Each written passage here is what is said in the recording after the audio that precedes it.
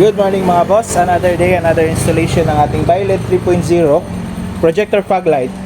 Ito siya naka-install sa ating Hilux G variant Revo. So ito yung output natin mga boss. Yung headlight ni sir is halogen lang. Besides sir na fog light yung i-upgrade niya. Yan yung ating 3.0 na fog light. So kita nyo yung difference mga boss, kahit di ko natabunan kasi yellow naman yung headlight. Cut off ng ating fog light, yan, white sa baba. Same sa kabila, yan. So klarong-klaro na mga boss kahit daytime pa lang. So yan mga boss, plug and play lang to ha. So ito, plug and play, wala tayong kinat na wire. Nag-tap lang tayo sa I-beam dahil may I-beam feature to. So ito siya. Di yan malog mga boss. So yan yung output sa kabila, yan. Pantay na pantay yan mga boss ha. So check natin yung I-beam.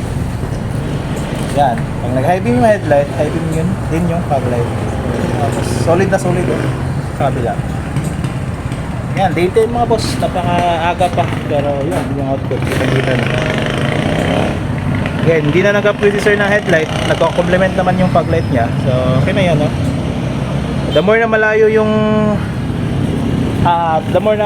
yung sasakyan, malayo rin yung tapo ng fog light. Yun ang mga kagandahan ng mga naka-projector. Tapos hindi basag yung kanyang output. So, ito siya mga boss. Ito yung ating unit Hilux